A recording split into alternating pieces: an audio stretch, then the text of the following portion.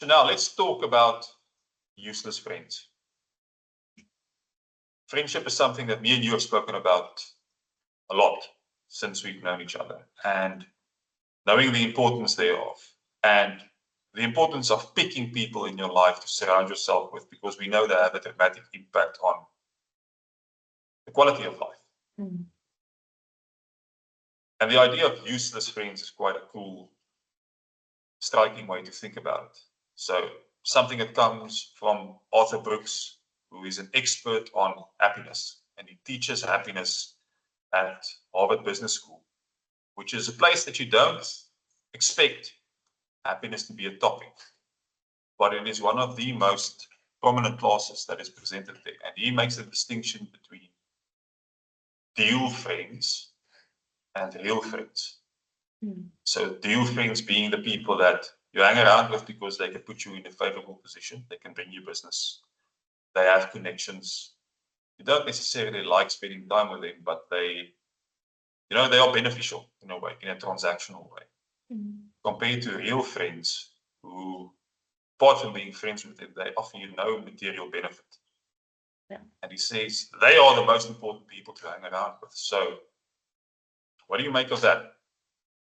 So I think I'm writing down my thoughts as you're talking, but I think one of the distinctions, and this is something my mom used to actually say to me, is it an acquaintance or is it a friend? So I think from a very young age, the distinction was very much so. Is this someone that it's a mutual relationship where there's no expectation for a reward for being in the relationship other than just being there? Or is it an acquaintance where you know the person very superficially, and I think there's definitely a clear distinction between those two people. But I also think something that was coming up as you were speaking is the idea around real friends can become deal friends and deal friends can become real friends. I think it's seasonal. A lot of our relationships in our lives are seasonal, and being a mom of two under 5 age group kids, you see that because people who have kids who are younger tend to be around people who have kids who are younger because they have a clear understanding that an afternoon braai is going to start at 3 o'clock and we're going to finish at 8 because everyone needs to go to bed. And you do see that in how relationships do form. I think in terms of the deal friends becoming real friends, I think sometimes it is transactional in the beginning of getting to know someone because you don't actually have a good level of trust between the two parties. You don't actually know whether or not you're going to feel good after spending time with someone or whether they're going to be investing in your life other than just coming to the braai or going to the party.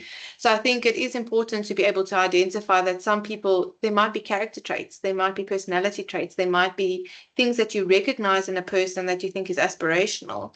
And if those people make us better people, then we should be transferring them from the deal friends to the real friends category. But I don't think we're really good at taking stock of the people that we spend time with. I think we actually just take it by default, and we should be taking stock and spending time on that. I don't know what your thoughts are on that. So what he speaks about, Brooks, specifically is if you take stock of the people that you spend time with and the people that you consider friends, and you realize that all of them are deal friends, that's a problem because you are only really part of their life because you are useful to them. And that is a very superficial type of relationship. That's essentially only networking. Networking is a perfectly fine thing, which everybody needs to be able to do, or that it's helpful to be able to network. But if you can't spend time with people just for the sake of spending time with them because you enjoy them, that is not going to add a lot of joy to your life. Because if you no longer become useful to them, if you, I don't know, change business or you can't open doors anymore, they're just going to leave you. And seasonal, yes, that's one thing, but it needs to be reciprocal and it needs to be something that genuinely contributes to your well-being. We know that specifically in the Western world, people are a lot more lonely. People have much smaller social circles. kids growing up now find it more difficult to make friends and to have real friendships because we tend to confuse the fact that we are connected with actual friendship. And as a result, we're not doing well. And as we grow older, I'm already 40. You're approaching 40 in a long time still. But as we go past that, our circles tend to shrink. And having friends that go through life with us is one of the best predictors of aging well. So that's something that we constantly need to be paying attention to. And like you said, life gets busy to the level that we only really survive with the fact that we need to keep the household going. We need to take kids from sporting events to other activities. It's very easy to miss the people around us and then at one stage realize I don't really have friends anymore, which is problematic. And then starting from zero then to make friends, especially if you're older, it's a difficult thing. I think 3 key points on what you just said. I think the fact that we need to take stock around deal friends is also being aware of what we share with deal friends. Because if we aren't aware that someone is a deal friend and we're oversharing, we are putting ourselves into a dangerously vulnerable space rather than spending the quality time and investing. And I love the idea of investing time versus spending time. So if it feels like we're spending time, that's like going to the grocery store and having to buy food because you have to, or buying insurance for an even worse example, or going to, for example, you've been saving for a nice new dress and you go shopping for that. That's investing time because you're going to be spending the money wisely. You're going to be thinking about what you're buying. And I think we need to think about our relationships in that way as well. I went to a funeral of a very dear colleague, and at her funeral, very small circle actually attended the funeral. But what I found profound was that the friends that were getting up to speak about her were friends of 15, 20, 25 years. And I thought that was so significant because it also says a lot about your character. I think often we think about friendship in terms of what the other person has to bring. And we don't think about what we're doing. What is our impact in our relationship? And I think something that a very long-standing relationship, a 25-year friendship is acknowledging that you have a contribution in a relationship. You need to make an effort. It doesn't just happen by accident that people stay, and you have endured seasons, good seasons, bad seasons, small kid seasons, big kid seasons, small problems, big problems, financial seasons, financial low seasons. I think if you can acknowledge what your contribution and impact is in all those seasons for the other person, that's when we really start thinking about relationships a little bit differently.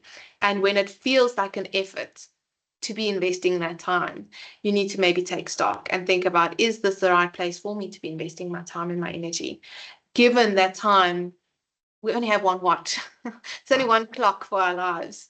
And we can't really go and exchange it for more time. It is what we have. So we need to really think about where we're having an impact and with whom we want to have that impact. The idea of investing is important. I'm the type of person that I feel I invest in friendships. I spend time keeping relationships going, but up to a point where you feel that it is one-sided. Then you get the idea of this person is not willing to reciprocate. So it might happen within a 25-year period of friendship that one person gives slightly more than the other, investing slightly more, but it's not 95 to 5%. Maybe it's 60-40, and maybe during the seasons it does tend to shift. It's always going to be a question of investing, like you said. And it's not necessarily always going to be equal, but you have to determine whether it is worth it. And I think it's not necessarily selfish or bad when people aren't no longer investing because their priorities might have shifted. And I think we need to acknowledge that when people's priorities do shift and they stop investing in a relationship with you, for example, or with me, or what, we need to acknowledge the fact that it's not about us so much as about the season that people are in and where people are going, because I think we tend to hyper focus on it as well and start thinking, why don't people want to be with us, or why don't people want to be friends with us? And we can go into this ruminating space where we keep thinking about these elements, and then we start overcompensating in relationships and we start not being real. And I think some of the biggest things, and maybe this is a very crucial point maybe to just talk about, is the key value system that you have and what you want to drive in a relationship, because I think that's something that one doesn't think about often. And it's something that I have in the past spoken a lot to PJ about, but also to my husband about when people leave. They've had a great time and they leave. Because I am quite a introvert, I do manage my energy quite well, but I do know when something drains my energy. I'm very aware of when people have drained my energy. And then I start thinking about, but why did that happen? Because often the reason is because there was something that happened that might have been against my value system. It might have been something that I don't want to actually necessarily engage about other people, or I don't want to have certain conversations, or I don't want to be around people who have a certain mentality around things, because that doesn't feel like it's a safe space for me. And when I experience that, I need to really do a thorough check and see, well, where was I on quicksand in terms of my value system? And is it just a situational thing, or is it a typical experience with these people? And that was, I think, we actually had such an experience over the weekend, and it was quite it was a positive experience of internalizing and understanding what's going on around my values. But I don't think we do that. I don't think, firstly, most people don't even know what their values are and what they stand for. And I think secondly, it's also not acknowledging that we don't always just have to win in Rome. You don't have to go there. You can stand up for your values, and you don't have to spend time around people that aren't really filling your buckets. I think it was Andy Stanley who said, I read it once, that said, don't just be friends with people that share your interests, be friends with people who share your values. Yeah.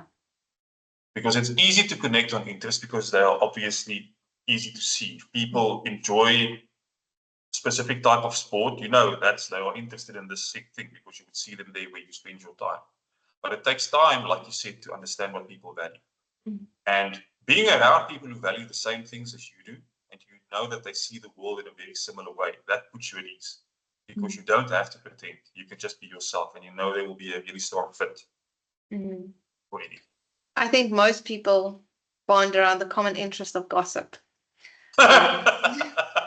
And it's scary. It's tasteless, and but it's entertaining, and people tend to engage in it. And because of that, that becomes the common theme around certain interactions. And one needs to be clear if that's not something that you want to engage in. And we know that that doesn't build trust, and that doesn't build a solid relationship or solid foundation for a relationship, then we shouldn't be sharing around. That's not our connection point, or that shouldn't be our connection point. And I read a fantastic quote this morning, and I just want to get it right because I think it links quite strongly to that. So let me just grab it so I can share it with you. I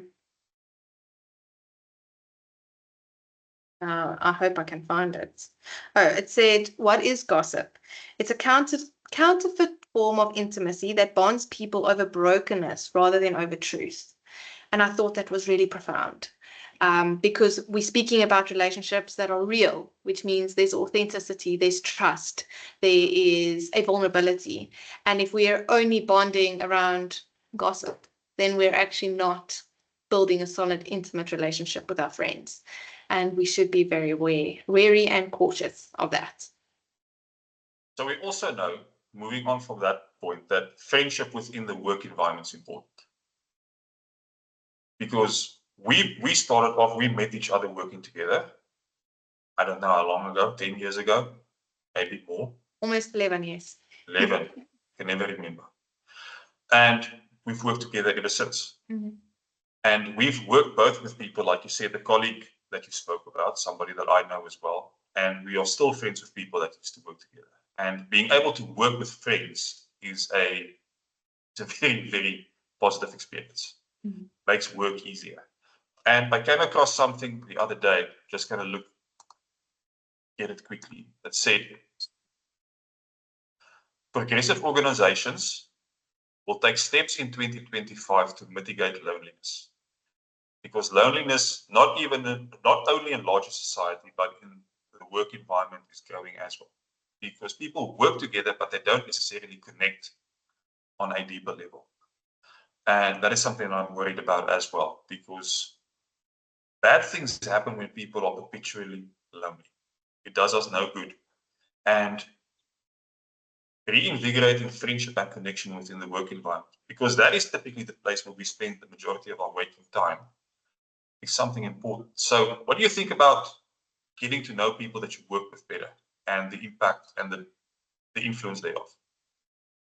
So I think it is counter to what most people are used to, because most people think you put on a specific cap when you walk into work, and business and pleasure don't mix. And obviously there's boundaries on that. But I think in terms of friendship, if I know for a fact that if someone who I have had a connection with, we've had a conversation, I know who your kids are, I know what you're struggling with in your life, it's much easier for me to assist you and help you in a work environment, or to help you get work done, or to help you meet a deadline, or even just to show up and do what I'm supposed to do, if I can connect with a person and I connect what I'm doing with a person. So very, very briefly, we often speak about why and purpose, and my core why statement is leaving people better than I found them.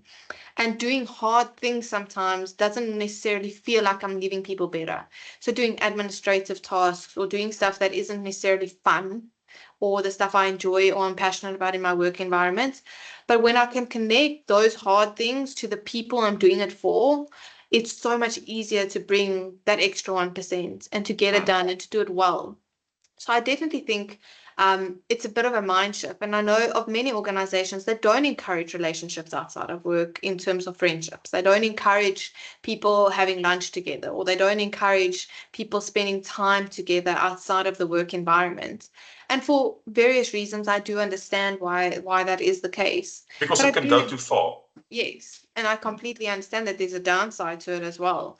But Well, I do there's think, potential downside to it, yes. yeah, but I think looking for a best friend at work, like we always speak about, is good. It doesn't mean you have to be friends with everyone. It doesn't mean you need to find a deep connection with everyone. It doesn't mean that you need to have that level of vulnerability with everyone.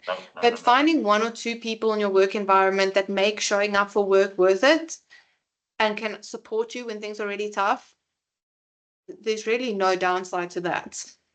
I think that's only positive. You spend so much time there, and if we can spend it with the time with people that we actually like being around, so much better.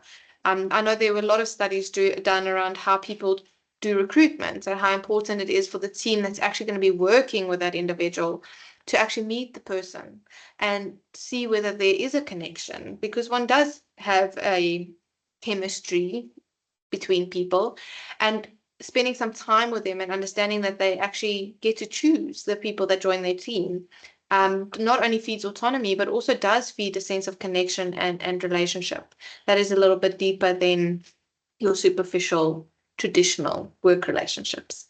Yep. That's a good chat. I think so too. I think so. We have lots of thoughts, so we can have this conversation for very long.